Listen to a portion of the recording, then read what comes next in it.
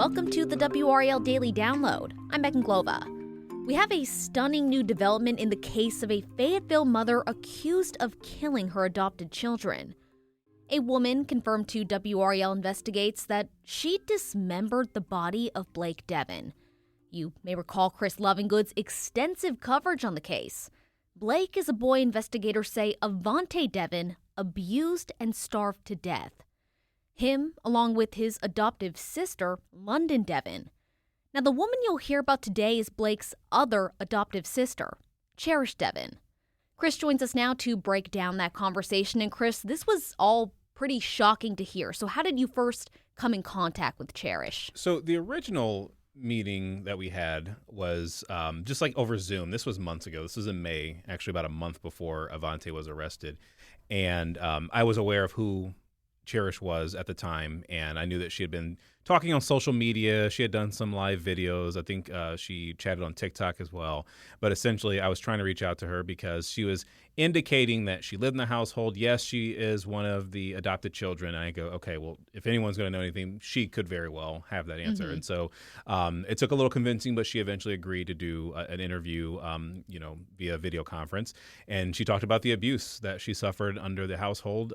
She talked about the time where they had lived originally in Western North Carolina before they moved to Fayetteville, and really just kind of started to speak a little bit more to what exactly happened in that household as it pertained to Blake and London.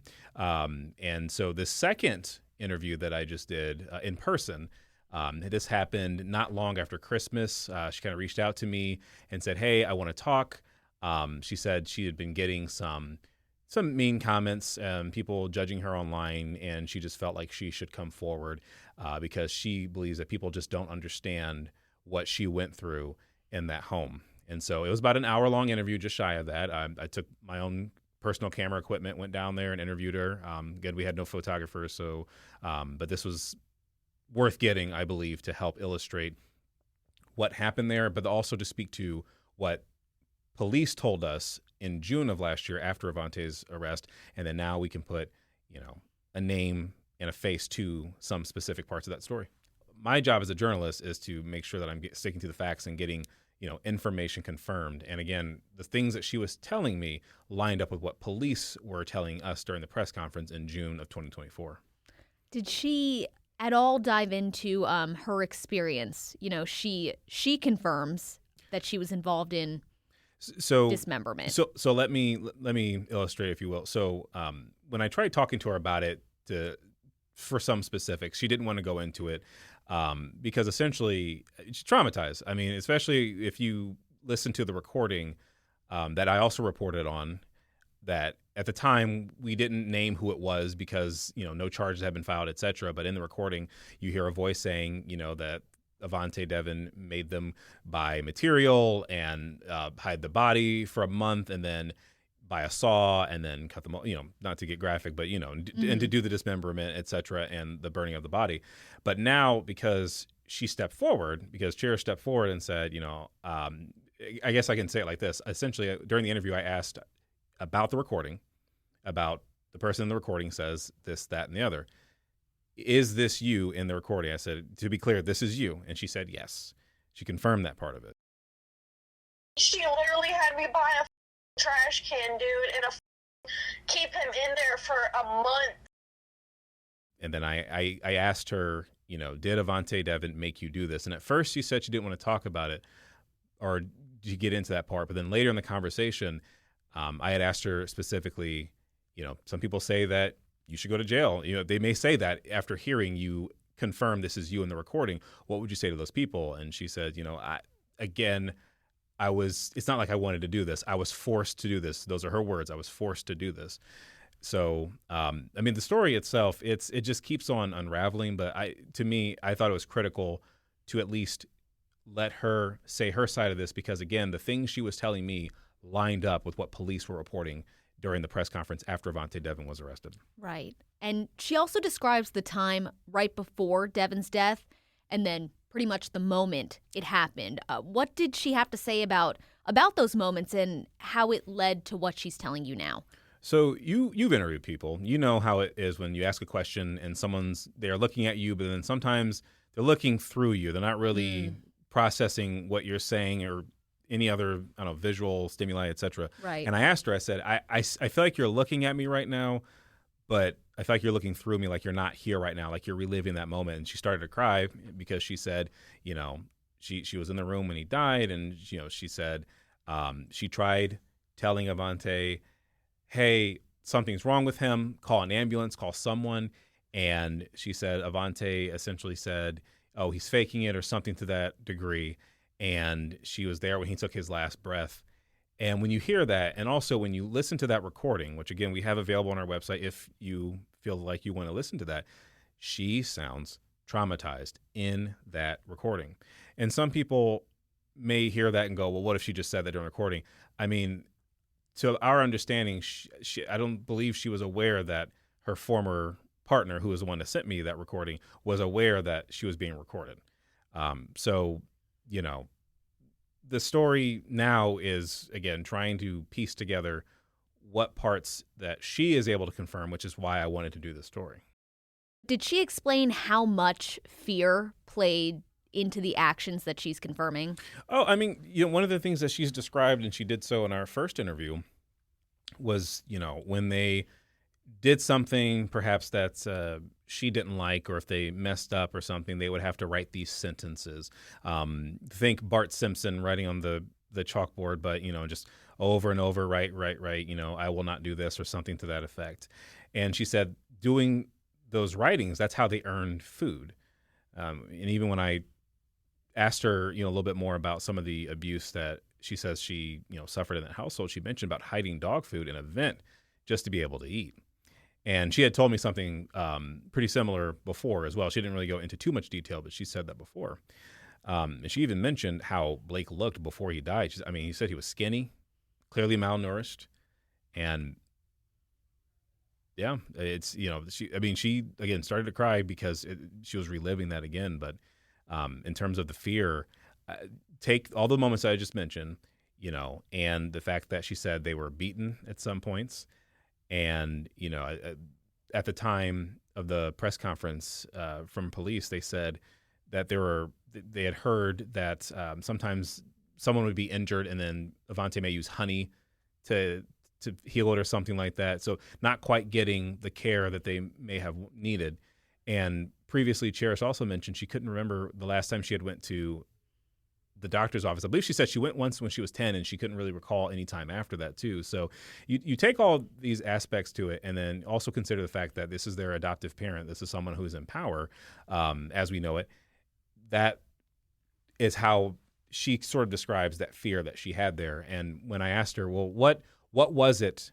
Like, so Blake dies. What was it that started the conversation of, who's going to dismember, et cetera? And I said, what did she ask you? And she says, there was no asking. It was just, do it. You're going to do it. And then she said if she didn't, she was going to get in trouble. She had mentioned that investigators may think that something with Cherish's diagnosis, I think is what she said, her condition, which she said was bipolarism, but she didn't really go too much into that. She said later she found out that wasn't necessarily the case that she had. I'm trying to be careful even how much I get into that because it starts to detract from the main focus. But the point is, she was traumatized in the home. She was fearful. And when Avantae's telling her to do this, allegedly, that's why she went along with it. And because she says she was forced, I'm wondering, does that play into, one, is she remorseful? Two, does she feel she should be punished for these crimes, perhaps? Well, and I asked that specific question too. I asked, are you remorseful about what she did, her particular part in this? And again, she reiterated that, she did not want to do this. It's not like she wanted to. Again, she was made to do this.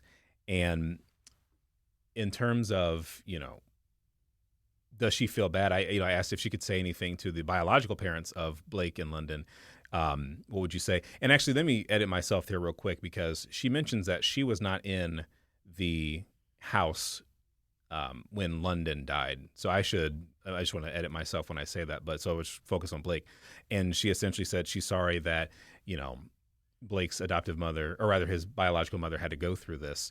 Now, did she say the phrase, I am sorry I dismembered Blake's body. No, she did not. But she said that she felt, she's sorry that the biological mother has to go through this. And Avantae Deven is currently in jail, but did Cherish mention anything about what punishment she feels Avantae should face for possible crimes? She didn't say specifically what type of punishment she should receive, but she did say that she was glad that Avantae is in jail. And I did ask her if she planned to attend the trial, if it goes to that point, and she shook her head yes, and said even though she doesn't want to, the idea of being in the same courtroom with the woman who she says abused her for, years, it terrifies her. I mean, understandable, very traumatizing situation. On top of that, just a traumatizing story to have to retell as well. And one thing I want to add too, and I try to make sure I mention this every single time when I either I'm on this podcast or I'm doing a story, if I can, is, Avantae Deven obviously is innocent until proven guilty. Right. And I say that because people may hear a lot about, well, this is what Cherish is saying. This is what the biological mothers of these children are playing. Well, what is Avantae Deven saying about this? And I want to be very clear. I have reached out to the last person listed as her lawyer, and I keep receiving the response, no comment.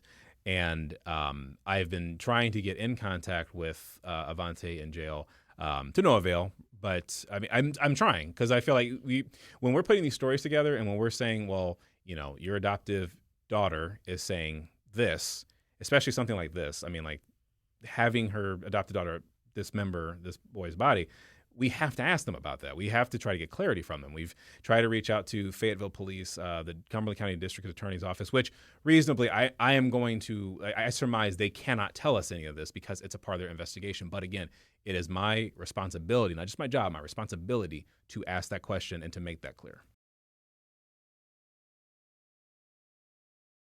What did you take away from your second conversation with Cherish that maybe you hadn't from the first? Obviously, we got some new information from her, but was there anything about her or maybe the dynamic of the Deven family that you learned about? The one thing I took away from it is she's really trying to put this behind her, which, obviously the case is, we haven't seen a trial yet, right? So it's going to be something that we're going to be talking about for a while, but she seems like she wants to put this behind her. She's trying to live a normal life is kind of what she described to me. I believe she said she has a job now, something like that. And she had mentioned how, there are a lot of skills she just did not learn. And, so she leaves and then now you're an adult. Here you go. Like, what do you do? And there are a lot of things she didn't remember. She recalled she needed to write a check one day, but she didn't know how to write a check. And her partner at the time, showed her how to do that. And I know that seems like, maybe minor for you and I, but she was just talking about the lack of, I guess, an education that she has. I mean, we've talked about before, Deven Academy is what was registered under the house where they used to live in Fayetteville. But in terms of actual school, I asked, well, what did you learn? Did you feel like you got an education? She said, no. Like these sentences that they wrote, sure. But I believe she recalled where one time she received, because when you do homeschool, I believe that whoever is the person who oversees a homeschool is the one that can provide the diploma or whatever you get when after you graduate, I guess you'd call it. But she said, she just didn't feel like she got that education. So I will say, when I spoke with her, many moments I just noticed, and that's why I asked her, because she looked like she was looking through me. I felt like she was reliving it all again, and that's why I was trying to be careful even with the words that I ask. If you listen to the entire interview uncut, I stammer a little bit because I'm trying to ask questions, but I'm also trying to be sensitive to it. Because as a journalist, we have to ask the tough questions, but at the same time, I also don't want to re-traumatize someone who, police is saying was heavily abused, as she's saying she's abused. And, I've asked her if she believes she should face punishment for this, or, she said, I'm a victim in this too. And, some people may even call her a survivor because, clearly she made it out alive. Yes, traumatized, but alive. Right. So finally, what comes next in this case? Do we know yet? Is there a trial date set? So Avantae has a court date, and the last time I was made familiar with that date was she was going to be there on January 16th, 2025. But I have tried to check back in to see if that is still the case, because I was told at the time from the DA's office that there's a possibility that could get continued. So, my expertise in the legal system is, only so strong, but that's why I try calling back regularly. And I have called back at least 4 times as of this week as we're doing this recording, and I haven't heard back. And I'll try again probably after we get done recording this. Definitely. Well, any other takeaways from this just kind of astounding interview that you had? I think one of the things is I've had people reach out to me wondering, when are we going to get an update? When are we going to get an update in this case? And a couple of things. First of all, I think a lot of people are wanting to hear from Fayetteville police to say something. And it's like, you have to understand this from an investigator standpoint. And my thing is, as a journalist, like, yes, I have to go get the answers, but I also have to consider where someone may be in terms of perspective with this. Fayetteville police, they have an incredibly difficult task, because you got to remember, this health crisis call that kind of kicked this whole thing off, that was in late 2023. And then they find out they haven't seen Blake Deven. The family had someone in the house hadn't seen Blake Deven for years, literal years, not days, not weeks, it's years. Like unheard of. And so you also have people in this neighborhood in Fayetteville that could not recall seeing any children there, or they don't remember it or anything of the sort. So here you have this family that moves from Western North Carolina. They move to Fayetteville. Many people don't remember seeing it. I mean, Fayetteville police, they are trying to get anyone with an inkling of information. At one point, they were asking if you came to the house, if you fixed something, if you delivered something there, anything. When police ask for that, that means they, at least as I'm interpreting it, they need something here. And they're able to, the fact that they were able to make this arrest and at least, verify that there are some aliases that Avantae Deven have, they are providing, as it seems, as much as they can. Now, do they know more than they've reported? I wager. I mean, they can't disclose what they're having in their whole investigation. Yeah, exactly. And that's why I really wanted to interview with Fayetteville police. And I've reached out to try to get an interview. I've been unsuccessful, but this is difficult, and yet they're still making progress. And I think that's noteworthy. I think hearing from investigators on that case about the challenges they're facing and how difficult this has been for them. And one question I have also, I wager some of them are probably parents. How are you feeling about this? You have to investigate this. Possibly as a parent, how does this strike you? So, that's one part that I'm trying to get. But lastly, I'll say we are working on a documentary about this, not just this specific case, because yes, what happened in this case is sad. 2 people dying, not great, but it is a symptom of a bigger story there, which is the foster care system in the state of North Carolina. Our documentary reporter, Kristen Severance, she has been very involved. She and I text, we call, we meet every so often, because we believe this story, coupled with others and coupled with what we know about the state of the foster care system in the state of North Carolina, it is worth talking about, because this is not an issue that just developed last year, a year before. This is, as we have learned, been an issue going back literal decades. Oh, yeah. Super important topic there. Chris, thanks so much. And I'm sure this won't be the last time we hear about this story from you. You can find previous coverage from Chris on WRAL.com and also listen to past podcasts that dive into how we got to this point. Now, if you're listening to this podcast on WRAL.com or the WRAL News app, you can find it on Apple Podcasts, Spotify, or anywhere you listen to podcasts as well. Thanks for joining us. We'll see you next time.